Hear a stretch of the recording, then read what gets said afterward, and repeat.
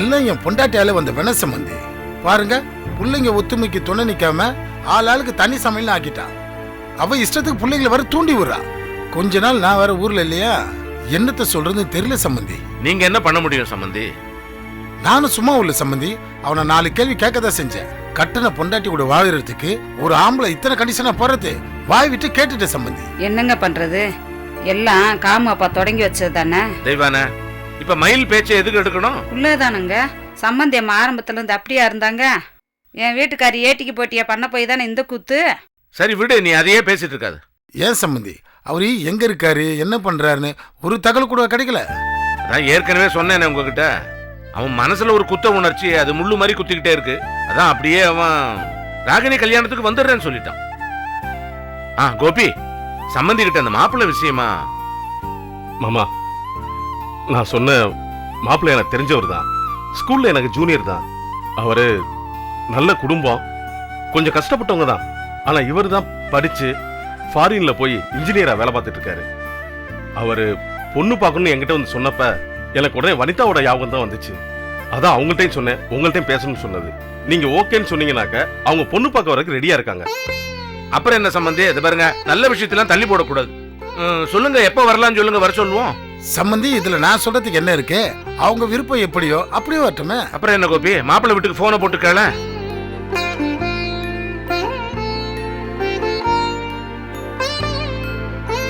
Hello, நான் கோபி பேசுறேன். அண்ணா சொல்லுங்கண்ணா. நம்ம பேசியிருந்தோம் இல்லையா பொண்ணு விஷயமா? நெல்லியாண்டவர் மாமா வந்திருக்காங்க. அவங்க வீட்டில் பொண்ணு இருக்கிறத பத்தி சொல்லியிருந்தேன்.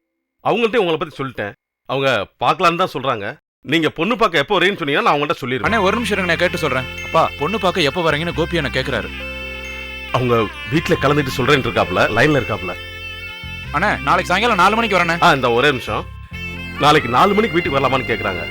வர சொல்லு கோபி. நாளைக்கு 4 மணிக்கு வரலான்னு சொல்றாங்க. நீங்க கிளம்பி போயிடலாம்.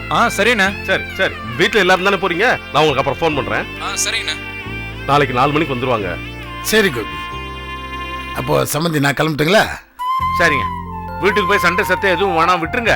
எதையுமே விட்டு பிடிப்போம். சரிங்க. அப்புறம் முக்கியமா ஒண்ணு, இந்த வர எங்க குடும்பத்துல வந்ததுன்னு தெரிஞ்சு சம்பந்தி அம்மா சங்கடப்பட போறாங்க, பாத்துங்க. அதை நான் பார்த்துக்கிறேன் சம்பந்தி. வர சம்பந்தி, வரமா வர சம்பந்தி.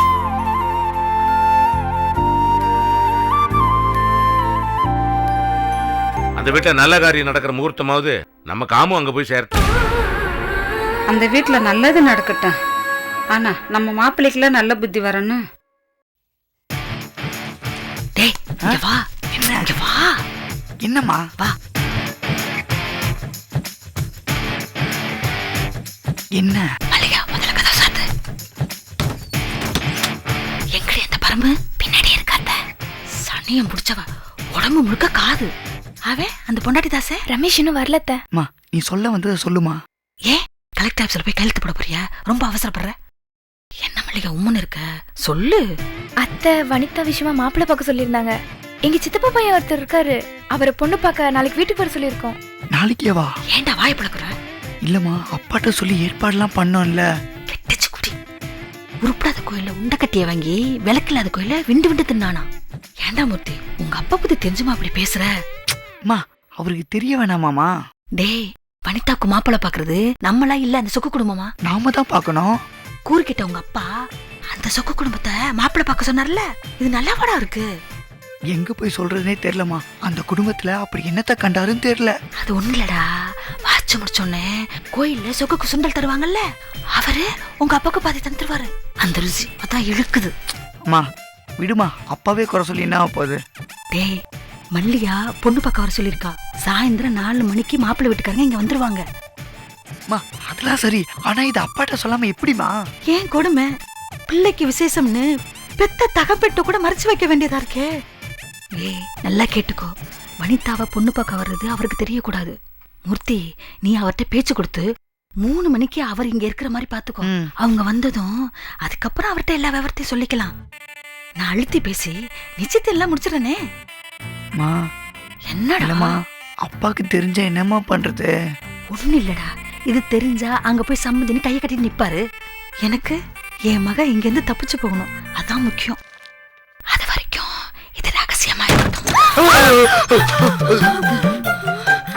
ஏண்டா உதவி பொம்பளைங்க நாங்க தான் பயப்படுறோம்னா நீயுமோ பயந்தீங்களா 3 பேரும் தனியா குசு குசுன்னு பேசுறீங்கன்னா அப்ப ஏதோ தப்பா பேசுறீங்கன்னு தானே அர்த்தம். இல்லடி நல்ல விஷயமா தான் பேசுறோம். நல்ல விஷயமா? என்னம்மா? அது வந்து இல்லடி ஒளியோக்கு நெஞ்சு வலி வந்துச்சு. அன்னைக்கு நெஞ்சு வலி வந்ததுதான் உனக்கு நல்ல விஷயமா? அனி நெஞ்சு வலியா? டாக்டர் கிட்ட போலாமா? இல்ல வனிதா, இப்ப சரியாயிடுச்சு. வெறும் கேஸ் ட்ரபிள் தான் வனிதா. சரியாயிடுச்சு இப்போ. 3 பேரும் சேர்ந்து செய்யறது சரியில்லை. ஏதோ பண்ணி தொலைங்க.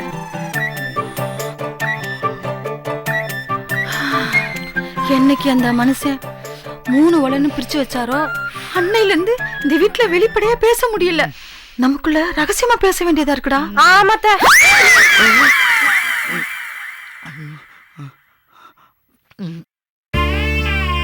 பாத்து பாத்து பாத்து மெதுவா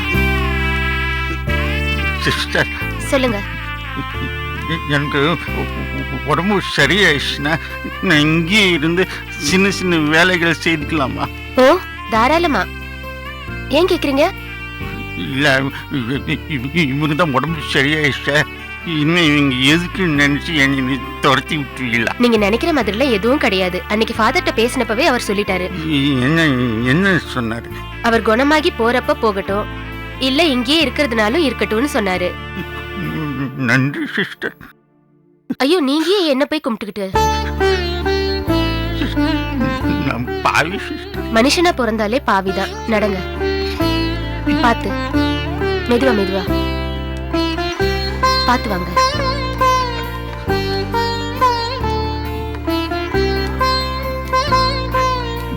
இருங்க, நான் ஃபாதரை போய் பார்த்துட்டு வந்துடுறேன்.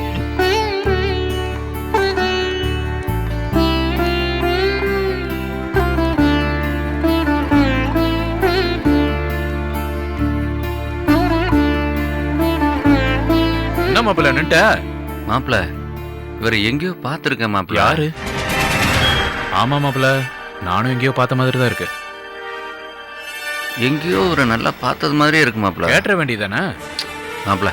யார் என்னன்னு தெரியாம எப்படி கேட்ப? ஆனா மாப்பிள்ள, எங்கேயோ நல்லா பார்த்துருக்கேன், ஞாபகம் வர மாட்டேங்குது. சரி வா மாப்பிள்ள. சம்பந்தி, பத்திரிக்கை அடிக்கிற விஷயமா பேச வந்தோம். அப்படியா? ரொம்ப சந்தோஷம், சொல்லுங்க. பத்திரிக்கை காரைக்குடியிலேயே அடிக்கலான் இருக்கோம். அதோட அழைப்ப 2 வீட்டார் அழைப்போட இருக்கலாம்னு நினைக்கிறேன். நீங்க சொன்னீங்கன்னா அப்படியே செஞ்சிடலாம். ரொம்ப சந்தோஷம். என்ன சொல்ற மீனாட்சி?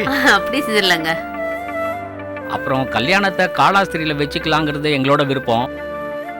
நீங்க உங்க மனசுல உள்ளதை சொன்னீங்கன்னா. கோவில்னு சொல்லிட்டீங்க, அப்புறம் வேற நினைப்பே வராத, அங்கேயே வச்சுக்கலாம். என்னதான் மண்டபம் கண்டபம் இந்த காலத்துல வந்தாலும் கோவில்ல பண்றதுக்கு இணையா வருமா சொல்லுங்க? ரொம்ப சந்தோஷம். கல்யாணத்தை காலாஸ்திரியிலேயே வச்சுக்கலாம். அப்புறம் பத்திரிகையில எங்க சைடு உள்ள உறவெல்லாம் எழுதிட்டோம். நீங்க உங்க சைடு உறவெல்லாம் சொன்னீங்கன்னா பத்திரிகை அடிச்சிடலாம். ஆமாங்க. எழுதிட்டு சொல்லுங்க. இந்தாங்க. அப்புறம் நாங்க கிளம்புறோம் சம்பந்தி. நாங்க போயிட்டு வரோம். இருங்க, ஒரு நிமிஷம் காப்பி சம்பந்திமா. அப்புறம் இந்த கல்யாண வேலையெல்லாம் கவனிக்கணும் இல்லையா? டிராவல்ஸ் அது இதுன்னு அப்புறம் நம்ம பேசியபடி செலவு அதெல்லாம் நீங்க ஒண்ணுமே பேசவே கூடாது. எல்லாத்தையும் நாங்களே பாத்துக்கிறோம். அப்ப நாங்க கிளம்பட்டுமா? வரேன் சம்பந்தி. சரிங்க.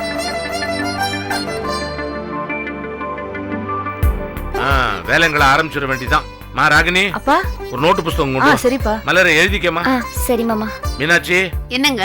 இது பாரு, ஒரு விவரம் விட்டு போக கூடாது, உறவுல ஒருத்தர் பேர் விட்டு போக கூடாது, புரியுதா? சரிங்க. முதல்ல நம்ம குடும்பத்துல இருந்து ஆரம்பிப்போம். எங்க அம்மா பேரை போட்டுக்கோமா முதல்ல.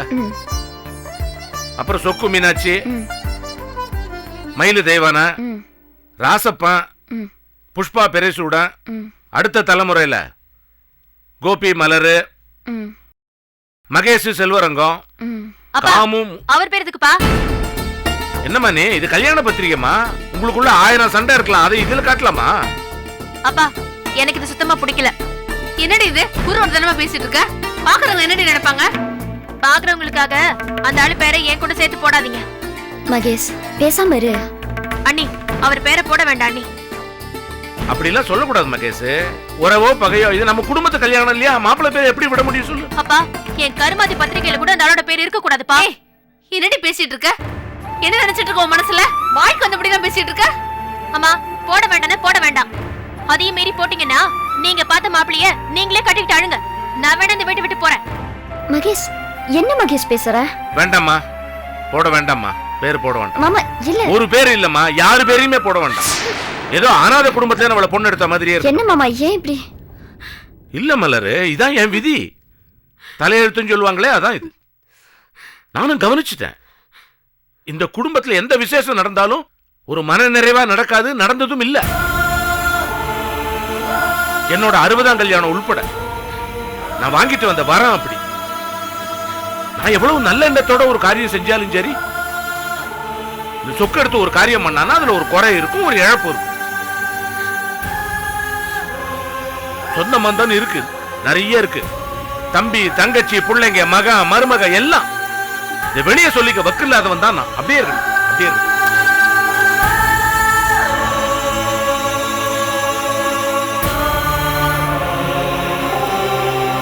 இந்த வருஷம் நம்ம கோயில்ல திருக்கல்யாணத்தை சிறப்பா நடத்தணும்.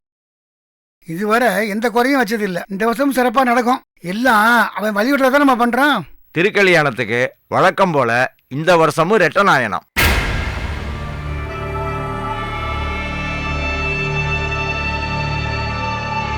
ரெட்டநாயனம்னா என்ன ஜெகநாதா புதுசா கேக்குறேன்? வழக்கம் போல சொக்கு தலைமையில் தானே. சொக்கு தலைமையில்னா அவர் 5000 பேரை கூட்டி அந்த வாசிக்க போறாரு. 2 பேர் தானே, யாருன்னு சொல்ல சொல்லுங்க. ஐயா, வழக்கம் போல கோவில் சேவகத்துக்கு நீங்க சொன்ன மாதிரி பரம்பரையா நானும் என் தம்பி மயிலும் தான் வாசிச்சுட்டு இருக்கோம். ஆனா என் தம்பி விஷயத்தில் இருக்கிற சிக்கல் உங்களுக்கு தெரியாதது இல்லை. அவன் எங்க இருக்கான்னு தெரியல, வருவானான்னு தெரியல. அதனால கோவில் திருக்கல்யாணத்துக்கு இந்த முறை நானும் என் மகன் கோபியும் வாசிக்கிறாங்க. ஆமா. விசேஷத்துக்கு அப்புறம் இது என்னங்க கேள்வி? என் தம்பி திரும்பி வந்தானா வழக்கம் போல சேவகத்துக்கு நான் அவனும் தான் வருவோம். என்ன ஜெகநாதா, சந்தோஷம் தானே? செட்டியாரே, நான் சொல்றேன்னு தப்பா நினைக்காதீங்க. சொக்கலிங்கம் சொல்ற மாதிரி பரம்பரையா அவங்க தான் இந்த கோயிலுக்கு சேவகம் பண்ணிட்டு வந்திருக்காங்க. ஆனா இந்த தலைமுறை தானே கோயில் நகையை திருடி இருக்காங்க. என்ன சொல்ல மாட்ட ஜெகநாதா? நான் ஒன்னும் சொல்ல வரல. இனிமேல் இந்த கோயிலுக்குள்ள மயில் நுழையக்கூடாதுன்னு சொல்றேன். என்ன ஜெகநாதா, நீ அப்படி பேசுற? ஏன் எங்க மாமாக்கு பேச உரிமை இல்லையா? தம்பி, நீ அசலூர், நீ எல்லாம் இங்க பேசக்கூடாது. என்ன? யாரு அசலூர்? என் மாப்பிள்ளையா? இந்த பாருங்க, பொண்ணு எடுத்தவெல்லாம் அசலூர் சொன்னா இந்த ஊர்ல பாதி பேர் வெளியூருக்கு போயிட வேண்டியதேன். ஆமா, பொண்ணு எடுத்தவன் அசலூர். ஆனா இந்த கோயில களவாண்டவன் மட்டும் இந்த கோயில சேவகம் பண்ணலாமா? இத பாருங்க, நான் பார்த்த வரைக்கும் சடங்கு சம்பிரதாயம் தெரிஞ்சுதான் நான் சொல்றேன். அப்பா இருந்தா என்ன மன்னிச்சிருங்க. இந்த பாருங்க, அந்த மயில் இனிமேல் இந்த கோயில் பக்கம் தலை வச்சே படுக்க கூடாது. ஆச்சரியமா இருக்கு ஜெகநாதா. அன்னைக்கு சொக்குக்கு சப்போர்ட் பண்ணி பேசுனீங்க, இப்ப நீங்களே எப்படி பேசுறீங்க? ஆமாங்க, அன்னைக்கு நான் பெருந்தன்மையாத்தான் சொன்னேன். ஆனா அதை காப்பாத்திக்க சில பேருக்கு தெரியலையே. எனக்கு என்னைக்குமே நியாயம் ஒண்ணுதாங்க. அன்னைக்கு சொன்னேன்னா அந்த மயில் என்ன உத்தமன்னு சொன்னா இவரை தானே சொன்னேன். ஐயா, நீங்களாம் பெரிய மனுஷங்க. இந்த கோயிலோட பெருமையை எங்க மாமா எனக்கு நல்லா விரிவா சொல்லியிருக்காரு. அப்படிப்பட்ட அந்த கோயில்ல களவாண்ட ஒருத்தனை வாசிக்க சொல்றது. ஏங்க, தம்பி சொல்றது சரிதான். ஆமாங்க, வாசிக்கிறதா இருந்தா சொக்குவும் ஒரு பையனும் வாசிக்கட்டும், மயில் வரக்கூடாது. என்னங்க இது? ஏங்க, அதான் எல்லாரும் சொல்றாங்கல்ல, அப்புறம் என்ன? சொக்கலிங்க, உங்க மனசுல உள்ளதை சொல்லுங்க. இந்த பாருங்க ஐயா, நீங்க எல்லாரும் என்ன மன்னிக்கணும். என் தம்பி செஞ்சது சரின்னு நான் சொல்லல, தப்புதான். அவன் கோவில் நகையை திருடி அதை பணம் பண்ணி தான் காசு பார்க்கணுங்கிறதுக்காக செய்யல. என் மேல இருக்கிற கோபத்துல தான் செஞ்சிருக்கான். உங்க எல்லார் முன்னாடியும் அவன் பண்ண தப்புக்கு அவனுக்காக நான் உங்ககிட்ட மன்னிப்பு கேட்கிறேன். ஒரு மன்னிப்பு கேட்டா எல்லாம் சரியா போச்சா? இல்ல, என் தம்பி வந்த உடனே அவனையும் உங்க எல்லார் முன்னாடி மன்னிப்பு கேட்க சொல்றேன். என்னங்க அது சின்ன பிள்ளை விளையாட்டுத்தனமா இருக்கு? மயில் பண்ணி இருக்கிறது மன்னிக்க முடியாத தப்பு. அவர் இனிமேல் இந்த கோயிலுக்குள்ளேயே நுழையக்கூடாது, அவ்வளவுதான் நான் சொல்லிட்டேன். ஐயா, பண்ண தப்புக்கு நாங்க மன்னிப்பு கேட்கிறோம். அதுக்காக என் தம்பி கோவிலுக்குள்ளேயே நுழையக்கூடாதுன்னு அவ்வளவு பெரிய தண்டனை கொடுக்காதீங்க ஐயா. பண்ண தப்புக்கு பரிகாரம் தான். என் தம்பி இந்த கோவிலுக்குள்ள வரக்கூடாதுங்கிற நிலைமையில நான் மட்டும் வந்து சேவகம் பண்றது சரியா இருக்காது ஐயா. தலைமுறையா அந்த கோவிலுக்கு சேவகம் பண்ணிட்டு இருக்கோங்கிறத மனசுல வச்சுக்கிட்டு ஒரு நல்ல முடிவா சொல்லுங்க ஐயா. என்ன ஜெகநாதா, சொக்கலிங்கத்துக்காக இந்த பிரச்சனையை பெருசு பண்ணாம விட்டுறலாம் இல்லையா? வழக்கம் போல அவங்களே சேவகம் பண்ணட்டுப்பா. பாருங்க, கோயிலுக்குன்னு சில கௌரவம் இருக்கு, அதை விட்டு கொடுக்க முடியாது. சரி, இப்ப என்ன பண்ணலாங்கிற? இது பாருங்க, அவருக்கு அவர் தம்பிதான் முக்கியம்னு சொன்னா அவரோட சேர்ந்து இவரும் வெளியே போட்டும். இந்த பாருங்க, வேற ஆளுகளை வச்சு திருக்கல்யாணத்தை சிறப்பா நடத்துவோம். அதுக்கு பின்னால நிரந்தரமா அவங்களே சேவம் பண்ணட்டும். எடுத்துங்க கௌதம்னு பேசப்படாது. என் முடிவை நான் சொல்லிட்டேங்க. சொக்கலிங்கம், நீங்க என்ன சொல்றீங்க? ஐயா, வழக்கம் போல என் தம்பியோட சேர்ந்து சேவகம் பண்றதா இருந்துச்சுன்னு நான் வரேன். இல்லைன்னா கடவுள் சித்தப்படி நடக்கட்டும். என்ன ஜெகநாத? இங்க பாருங்க, இதுக்கு மேல நீங்க அவருக்கு சப்போர்ட் பண்ணா நான் வெளியில போயிடுறேன். இந்த கோயில் கமிட்டி பதவியில இருந்தும் நான் விலகிக்கிறேன். என்ன ஜெகநாத பட்டு பட்டுன்னு வார்த்தையை விடுறேன்? சரி, இதுக்கு மேல பேசி பிரயோஜனம் இல்ல. சொக்கலிங்கம், உங்க தம்பி பண்ணது தப்பு தான். அதுதான் இப்ப உங்களையும் பாதிச்சிருக்கு. நீங்களும் உங்க தம்பியை விட்டு கொடுக்க மாட்டேங்கிறீங்க. எங்களுக்கு வேற வழி தெரியல. அதனால இனிமே நீங்க இந்த கோவிலுக்கு சேவகம் பண்ண வேண்டாம்.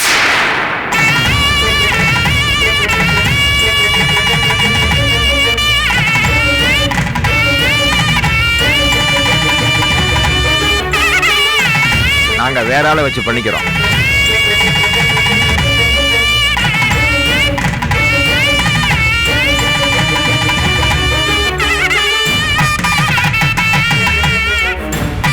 வேற நல்ல நாயனக்காரர்களை கூட்டி வர வேண்டியது என் பொறுப்பு.